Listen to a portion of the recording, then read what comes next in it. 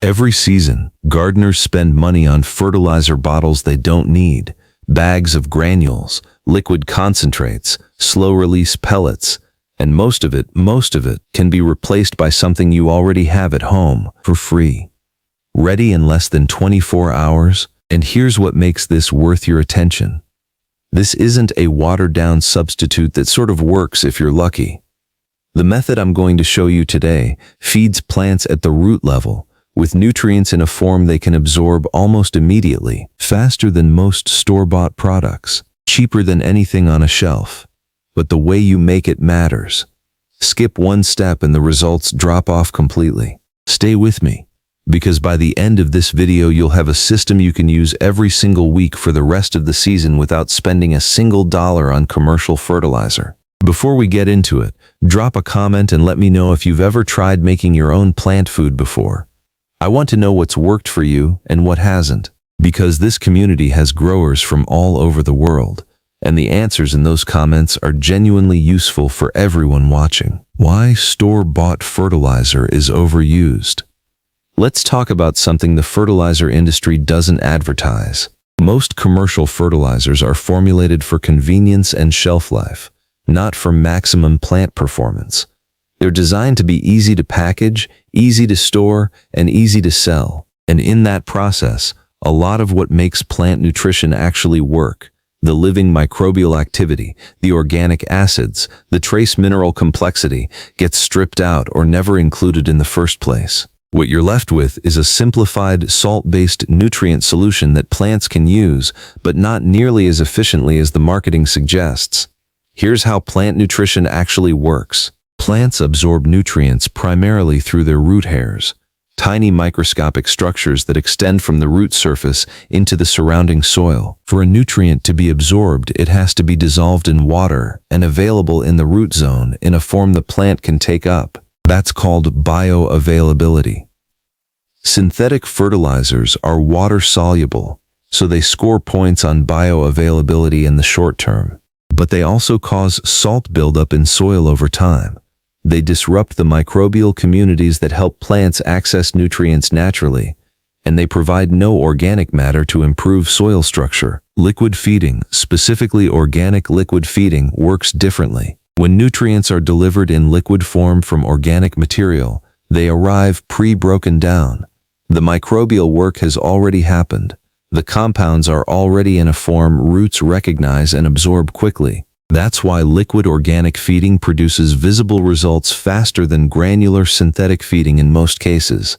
And that's exactly what this method delivers. The full process takes less than 24 hours. The materials cost nothing, and the results are real. Let me show you how it works, step by step. The base ingredient, the foundation of this liquid plant food, is something most households throw away every single day. Banana peels. Before you move on, stay with me, because most people who've tried banana peel fertilizer have done it wrong, and that's why they didn't see results. Here's why banana peels work. A single banana peel contains significant concentrations of potassium, phosphorus, calcium, and magnesium. Potassium is one of the 3 primary macronutrients plants need. It drives flowering, fruit development, and overall stress resistance. Phosphorus supports root development and energy transfer within the plant. Calcium and magnesium support cell wall strength and chlorophyll production, which is directly tied to how green and vigorous your plants look. These nutrients are locked inside the peel tissue in organic form. The process we're about to walk through releases them into water in a bioavailable state, meaning your plant roots can absorb them almost immediately upon application. For this recipe, collect 3 to 4 banana peels. Fresh or recently dried both work. If you don't have enough peels today, keep a bag in the freezer and add to it over a few days. Frozen peels work perfectly for this method. This is where the process starts. But the peels alone aren't what make this powerful yet. Step 2. Breaking it down. Once you have your peels, chop or tear them into small pieces. This is not optional. It's not just about fitting them in a jar. Surface area determines how quickly nutrients release into the water. A whole peel sitting in a container releases nutrients slowly and unevenly. Chopped into 1 to 2 inch pieces, the surface area increases dramatically and the soaking process extracts nutrients much more thoroughly in the 24-hour window. Place the chopped peels into a clean glass jar or food-safe container. Pour in 1 liter of water, at room temperature, not cold. Cold water slows the extraction process significantly. Room temperature water keeps microbial activity moving at the rate you need. Now, here's something most guides skip entirely. Add a pinch of sea salt or Himalayan pink salt to the water before you seal the container. Just a pinch, less than a quarter teaspoon per liter. Salt at trace levels acts as an electrolyte that improves mineral solubility in the water, meaning more of the potassium, calcium, and phosphorus from the peels moves into solution rather than staying locked in the peel tissue. This single addition meaningfully increases the nutrient density of your final liquid. Stir everything together and set it aside. But before you seal it and wait, there's one more addition that changes everything about how effective this mixture becomes. Step 3. The Activator. This is the step that separates a basic banana peel soak from a genuinely powerful liquid plant food. The Activator is wood ash, specifically ash from untreated hardwood, not ash from paper, painted wood, or treated lumber. Clean hardwood ash only. Add 1 tablespoon of wood ash per liter of water to your mixture. Why wood ash? Wood ash is one of the richest natural sources of potassium carbonate and calcium carbonate available to a home gardener. But more importantly, wood ash is alkaline. It has a pH between 9 and 11. When you introduce alkaline ash into a slightly acidic banana peel soak, you create a chemical environment that accelerates the breakdown of organic compounds in the water. It essentially speeds up the extraction process, pulling nutrients out of the peel material faster and more completely than the soak alone would achieve. It also slightly raises the pH of your finished liquid, which benefits most vegetables and flowering plants that prefer a neutral to mildly alkaline root environment. Without this addition, the mixture still works, but significantly less efficiently within the 24-hour window. With it, you have a nutrient-dense, pH-balanced liquid feed that outperforms what the soak produces on its own. Stir the ash in thoroughly until it's fully dispersed in the water. You'll notice the water immediately begins to darken. That color change is exactly what you want. It means minerals are already moving into solution. Now, seal or loosely cover your container and set it somewhere at room temperature, away from direct sunlight. And then you wait. Step 4. Mixing and preparation notes. Before the 24-hour period begins, a few important preparation points. The ratio I've given you is calibrated for a reason. 3 to 4 banana peels per liter of water, with 1 tablespoon of wood ash, produces a concentrate. Do not increase the ash beyond 1 tablespoon per liter. Wood ash is strongly alkaline.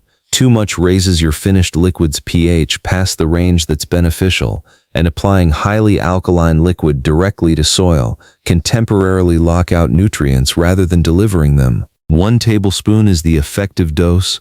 More is not better. Also, the container you use matters more than most people think. Use glass or food-safe plastic.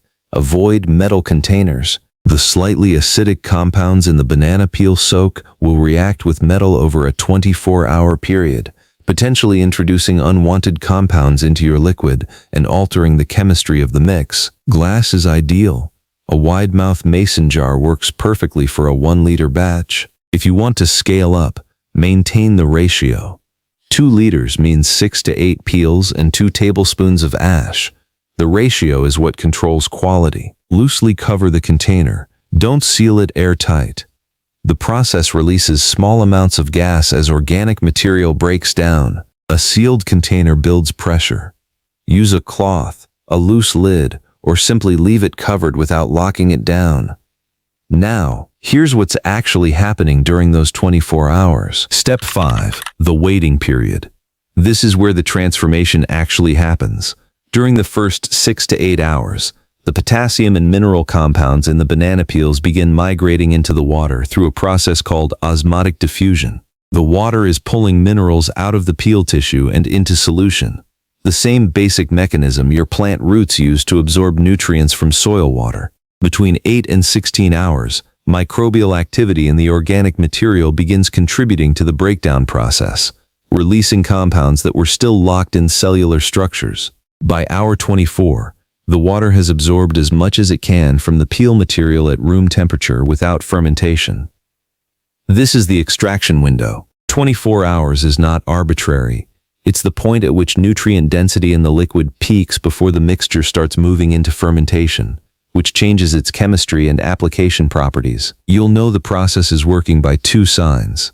The water will be a deep amber to brown color, darker than weak tea, and the peels will have visibly softened and lightened in color as the cellular material breaks down and releases into the water. If your water is still light yellow after 24 hours, your room temperature is likely too low or your peel pieces were too large. Chop finer and wait another 6 hours. Do not leave the mixture beyond 36 hours at room temperature without moving to the next step. Past that point, it begins actively fermenting, which produces a different product with different application properties. That product has uses too, but it's not what we're making today. At the 24-hour mark, move to the next step immediately. Step 6. Straining and storage. Remove the peel material from the liquid by straining through a fine mesh strainer, cheesecloth, or an old cotton cloth. Press the solids gently to extract as much liquid as possible. Don't waste what's absorbed in the peel tissue. The strained solids go directly into your compost bin. They still contain residual organic matter that's valuable in compost. Don't discard them. Your finished liquid should be dark amber, slightly murky, and faintly earthy in smell. If it smells strongly fermented or has visible mold growth on the surface, the batch was left too long or the ratio was off. Discard that batch and start fresh. Storage. Keep the strained liquid in a sealed glass jar in a cool, dark location. A pantry shelf or under a sink works well. At room temperature in a dark location, this liquid feed stays effective for up to 1 week. If you refrigerate it, shelf life extends to 2 to 3 weeks. Label the jar with the date you made it. Don't guess. Do not store in direct sunlight or in a warm space. Heat accelerates further breakdown of the organic compounds and degrades nutrient density. 1 liter of concentrate gives you enough diluted feed for approximately 8 to 12 applications depending on your dilution ratio, which brings us to the most important part of this entire process. Step 7. How to use it. This is where a lot of people make a critical mistake. They take their finished concentrate and apply it directly to the soil at full strength. Don't do this. The concentrate is too rich for direct application. At full strength, it can cause osmotic stress in the root zone, essentially pulling water out of roots rather than delivering nutrients to them. Always dilute before application. The correct ratio is 1 part concentrate to 10 parts water. For a 1 liter batch of concentrate, that gives you 10 liters of ready-to-use liquid feed. Apply at the base of the plant, directly to the soil surface around the root zone.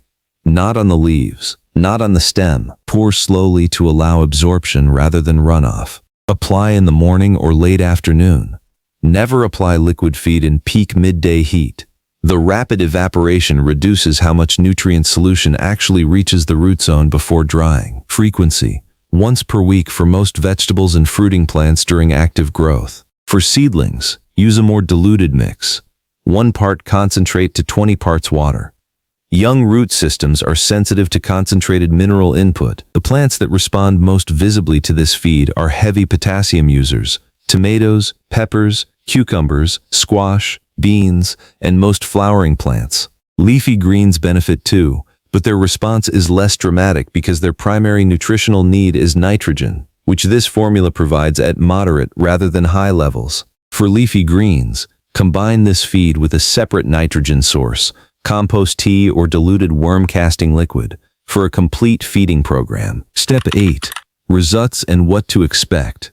Here is what you'll actually see when this is working correctly. Within 3 to 5 days of the first application, look for deeper green color in the leaves, particularly in older foliage that may have been showing slight yellowing. The yellowing in older leaves is almost always a potassium or magnesium deficiency in fruiting plants. This formula addresses both directly. Within 1 to 2 weeks of consistent weekly application, flowering plants show increased bud formation. In tomatoes and peppers specifically, flower cluster size, and fruit set rate both improve with consistent potassium input. This formula delivers that in a form the plant can act on quickly.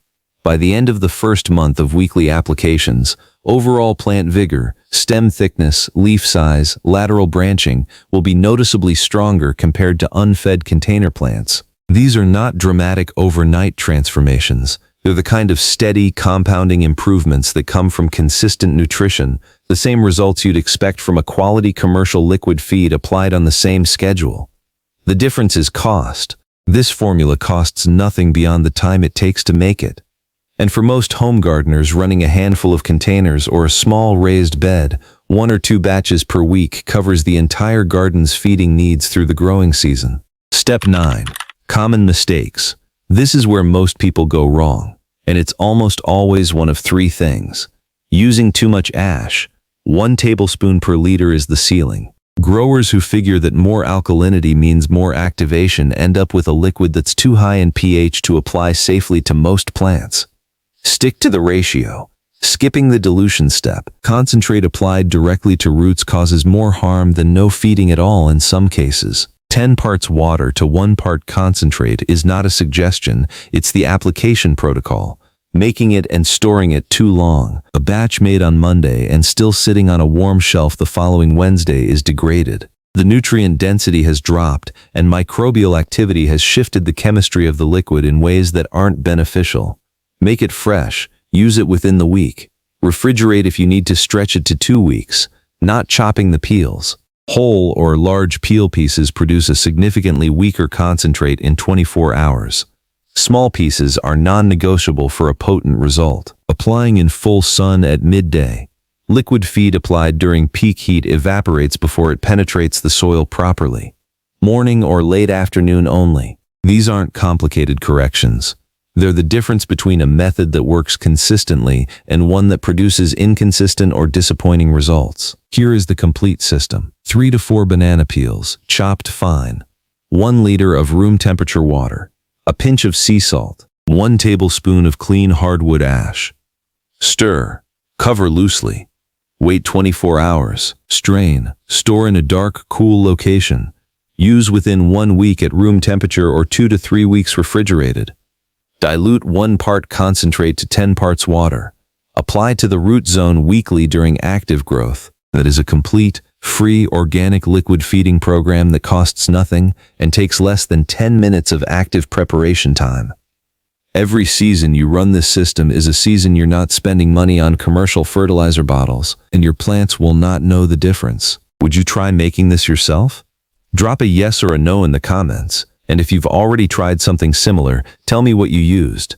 I genuinely want to know what this community is experimenting with. If this video gave you something useful, hit the like button. It helps Backyard Verdant reach more growers who want practical, no-cost solutions. Subscribe so you don't miss what's coming next, because the next video covers a second free liquid feed formula that targets nitrogen specifically, and it works even faster than this one. I'll see you in that video.